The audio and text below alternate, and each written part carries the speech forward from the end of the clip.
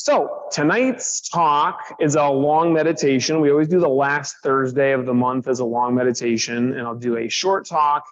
Tonight's talk is inspired by our internal challenge of the week, which is to be mindful enough, and this is the hardest part of the challenge, is just to remember to do it.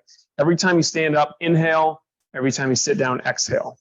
And if you had perfect memory, it would not be that hard. It's fairly easy to just inhale and exhale when you stand and sit. But there's a reason behind this. And first of all, there's a general reason behind anytime we're connecting the breath to movement, like in Tai Chi, even like when we're striking in Kung Fu, to exhale when you're doing something. This gives you an opportunity to be more mindful and aware. Anytime you're aware of your breath is great. So what we're doing specifically with this challenge of the week is just put the breath into your standing and sitting movement like it's a posture in Tai Chi. So every posture has a specific breathing, right? I'm inhaling when I do this, I'm exhaling when I do this.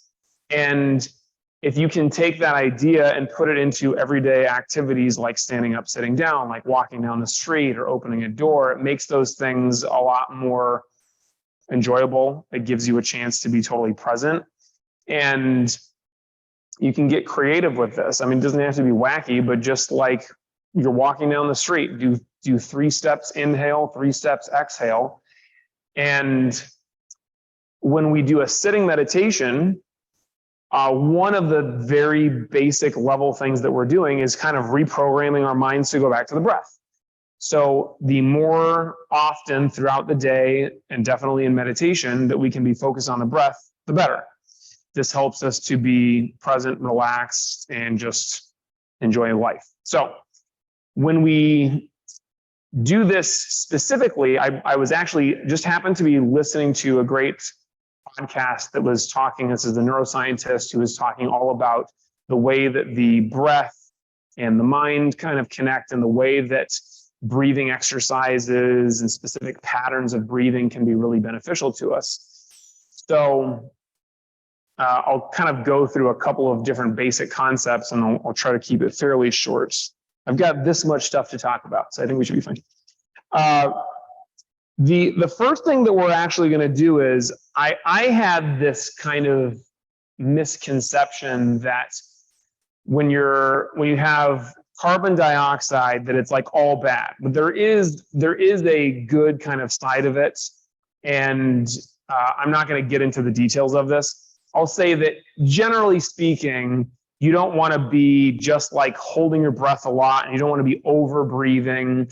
But there's a balance between oxygen and CO2, and you don't want to have just, it's not like the point is to have zero carbon dioxide.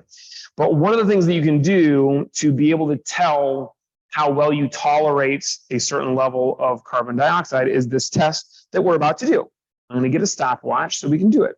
So first of all, just kind of breathe normally right now so that you have just a normal amount of oxygen and whatever.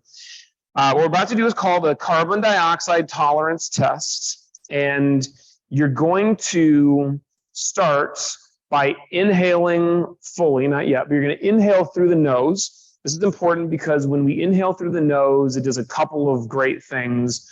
One of the things is it brings in like warm, moist air, which is better for our lungs. It stops us from getting a sore throat, but it also actually helps us to more fully fill up the lungs, partly because there's a little bit of resistance in the nose versus the mouth.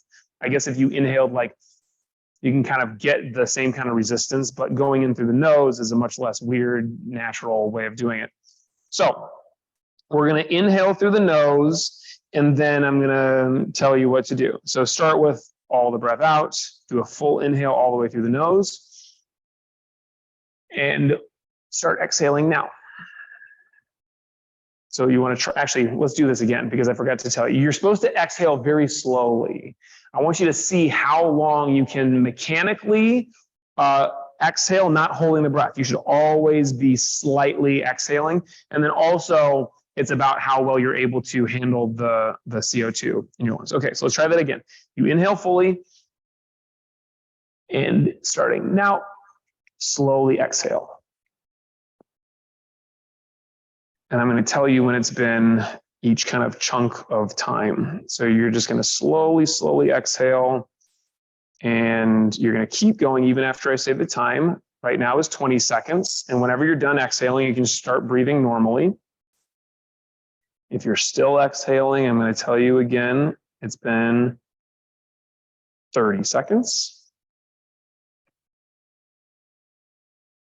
I'm sure some of you are already done exhaling. If you are, then you can just relax and breathe. Coming up on 45 seconds. Some people in the world who are listening to this talk in other countries might still be exhaling. I'll tell you when it's been 60 seconds and then we'll stop. And that's 60 seconds. Okay, and some of you might still be exhaling. Wonderful. This does not mean that you're a bad person, and it doesn't even mean you're in bad shape if your exhale only lasted like less than 20 seconds. It's just a matter of the mechanics of your ability to breathe slowly. It's a matter of your ability to withstand a certain amount of CO2. So if you were able to exhale for less than 20 seconds, fewer than 20 seconds, then just remember this, your number is 3. If you were somewhere between like 20 or 30 and 45 seconds, your number is 5 or 6. And then if you were able to exhale for more than 45 seconds, then your number is 8 to 10. And that number corresponds with the way that you can practice to kind of increase your ability to breathe slowly, to withstand CO2, and to kind of help you to, it's like lifting weights with your lungs. It's like you're able to better use the mechanics of your breathing. So again, if you had a short exhale, your number is 3. If it was kind of in the mid-range, it's 5 to 6. And if it's higher, if you were like 45 or 60 seconds, it's 8 to 10.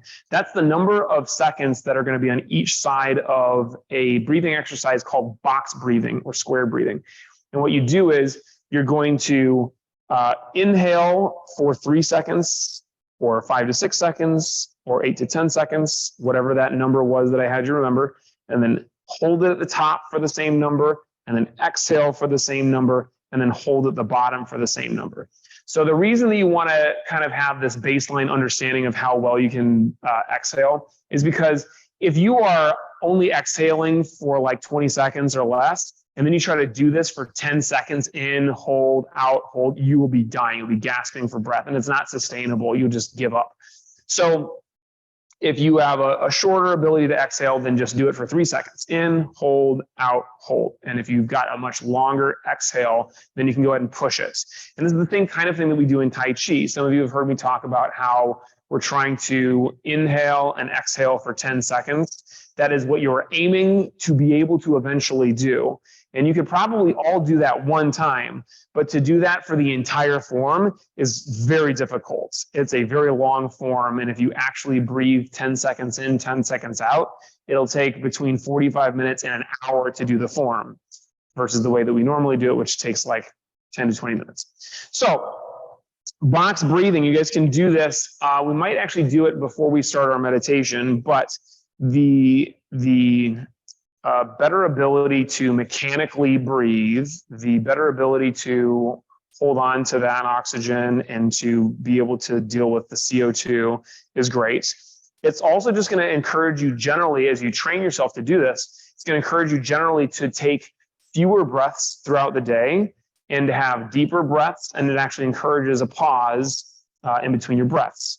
And this is good because people generally overbreathe. We breathe too often. There's this thing my people always said that in China, they say you're born with a certain number of breaths. And if you breathe too quickly, you're kind of using up all your breaths and then you die faster. When I went to China, nobody said that to me, but I also didn't practice martial arts that much while I was there, so it's possible.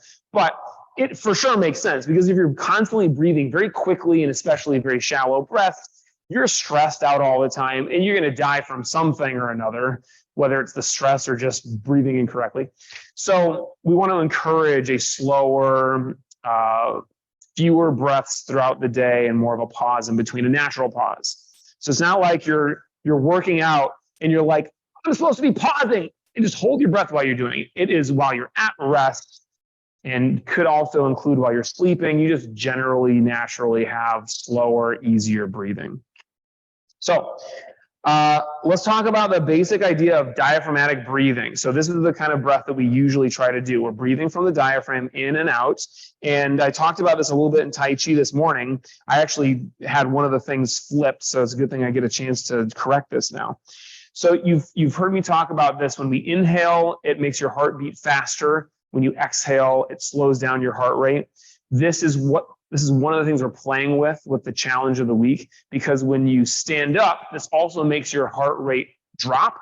And when you sit down, this makes your heart rate or your blood pressure drop when you stand and raise up slightly when you sit down. And so you're kind of counterbalancing that with the breath. And I had never heard the explanation for why inhaling actually makes your breath or your heart beat faster and vice versa as you're exhaling. But what happens is you inhale, this morning I said it compacts the heart. It's the opposite. So as you inhale, it actually gives more space to your heart and it makes it slightly enlarged, which means the blood moves more slowly through the heart. And that sends a signal to your brain like, we better speed up the heartbeats. So it makes your heart beat faster. And then it's the opposite. As you're exhaling, it kind of compresses and makes your heart slightly smaller, which means the blood is moving more quickly through it, which means it sends a signal to your brain that sends a signal back that says like, oh, we can slow down. The heart doesn't have to beat as fast because the blood is already moving more quickly through it. So this is a very interesting and important way of using the breath. If you are just very simply trying to relax and calm yourself down, you want to do some kind of a breathing exercise that elongates the exhale or just over time has you exhaling more than you are inhaling. So you could do that without holding or withholding your breath in between, but you do something like 4-7-8 breathing, which we did a couple of months ago, where you inhale for 4 seconds, hold it for 7, and exhale for 8 seconds. Or you can just do anything where you're exhaling for longer than you're inhaling. There are other kinds of breathing exercises that have a tendency to have like the opposite effect. So I'm sure most of you have heard of Wim Hof. He kind of made this kind of breathing exercise called cyclic hyperventilation, where you're kind of breathing so fast and shallow that it kind of adrenalizes you. And this is part of the idea behind doing this. And then you can kind of jump into ice cold water because you're all like pumped and adrenalized and you can handle it better. You don't actually want to do that while you're in the water because terrible things can happen to you. You're just going to breathe more kind of evenly. What will actually happen when you jump into cold water, which I don't do. I don't even get in the ocean here. It's way too cold for me. But you're going to kind of start to gasp for breath. And what you want to be able to do is to slow down and even your breath. But the idea of cyclic hyperventilation is that you're kind of stressing yourself out a little bit. And you're able to deal with that rise in adrenaline. And then when you go back to kind of normal breathing and just your normal way of being, you have that like higher ability to handle that stress and adrenaline. And that's great. There's one more thing that I want to talk about here. I'm already past the time I wanted to talk about, but this is the first time I'd ever heard this, and it's super interesting. When you inhale, so it's not just about you want to exhale for as long as you can. That's great for calming yourself down, but there is a benefit to be inhaling. One of the things is your memory, your ability to recall, and I think to actually memorize things is actually better when you're inhaling. You can't just be inhaling, but it's like if you're doing a pattern of breathing where you are inhaling for longer than you are exhaling, it has that effect. And then also your ability to react, your reaction time gets quicker when you're inhaling, which is super interesting. So if you're, for example, you're sparring with somebody, you don't want to be holding your breath and you don't want to be like slowly exhaling. You actually want to be slowly inhaling because that makes you more aware of what they're about to do and then you can react more quickly. And then of course, when you exhale, that is better for making these kind of intentional voluntary movements. So that is part of the reason why exhaling when you're striking gives you more power and force and like, ability to aim your stuff. So both are good. I'm not going to suggest that you should just spend all day inhaling if you're trying to learn something, but you can kind of shift your pattern of breathing. And part of the idea behind this is because, and I'm going to do a terrible job of explaining this, but your sense of smell, your olfactory sense, is the most ancient sense with maybe that's not the most ancient, but it's a very ancient, a very old part of us. And it makes sense because your ability to kind of sense your environment and be able to get out of a bad place if there's like some kind of a weird chemical imbalance going on. If you're a very like simple organism, you want to be able to get out of there quickly. And it's even more important than what you can see around you is what you can smell around you. And so the idea here was, as you are inhaling through the nose, which is how you're smelling, that's like your ready state. So it actually makes your pupils dilate, and it engages, this part of your brain that makes you like super active and vigilant. So that kind of goes along with like your heart is beating faster. You're more like engaged, you're more vigilant. And then as you're relaxing with your exhale, it kind of has the opposite effect. So to be able to play around with this is key. When we start our meditation, which we'll do now, I'll go over box breathing, and you'll notice box breathing is even. It's even with the inhale, the hold, and the exhale and the hold. So this is not going to have you tend to do one or the other. It's rather going to help to kind of train in the pause and the slower breathing. But if you notice that I'm stressed, you should focus more on the slower, longer exhale. If you notice that I'm kind of too sleepy right now, I need to wake up, I need to be more aware, I'm trying to remember something right now, I'm trying to dilate my pupils for whatever reason, then you're inhaling as you're doing that, okay? So sit comfortably. I'll go over the basic idea of posture. You can go ahead and sit back there, Julie. And remember your number for box breathing. So I'm not going to time us now because some of you have different numbers from me. When I did this test before, I was in that like 45 to 60 second range. So I can do it for 8 to 10 seconds, but that's only because I've been practicing it for years. So whatever number you are supposed to be inhaling and holding and exhaling and holding for, you're going to do that. First, just get the right posture. So your hands are at your hips. You don't want to be sliding down too far because that slouches your spine. Your shoulders are rolled back and your chin is parallel to the ground. So we're not craning up or down with the head. We're not slouching and we're not overly tense. Your spine is just stacked in a nice, comfortable position that allows you to have good breathing capacity. Your eyes are closed and upturned to the point between your eyebrows. You can imagine yourself looking at the point on your forehead or just behind your forehead that's in between your eyebrows. And then from here, you're going to go ahead and start your box breathing. So begin with an exhalation and then inhale for however long you're supposed to do it for. Hold for the same amount at the top. Do a full exhalation for the same amount of time and then hold it at the bottom for the same amount. So you're going to go at your own pace. You can just count in your head. You're not looking for it to be in exactly the right amount of time, but that's what you're going for. And then the more you practice this breathing exercise, the more tolerant you'll be of CO2, the slower and more naturally you'll be able to breathe. And then maybe you revisit that test and you can see if you can do a little bit of a longer exhale. Then you can slow down your breathing exercise to match. So just keep doing that for 5 to 6 breaths.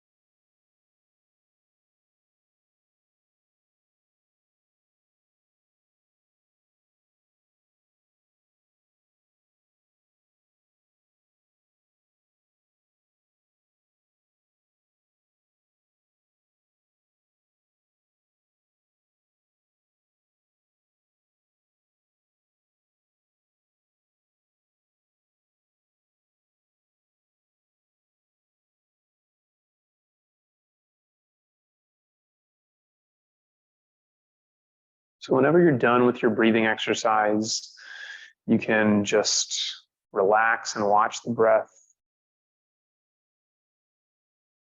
Go of all thoughts, worries, and cares. Be here now. When your mind wanders, just let that thought go and gently come back to the breath. If you notice that you're really struggling to focus on the breath, you can go back to your box breathing or just counting your breaths. And then when you really bring it back to focus, then let go of that exercise and come back to just feeling. You want to be like an outside observer. There's no judgment of the breath. There's no judgment of how good or bad your meditation is. You're just observing the thoughts, letting them go, observing the breath.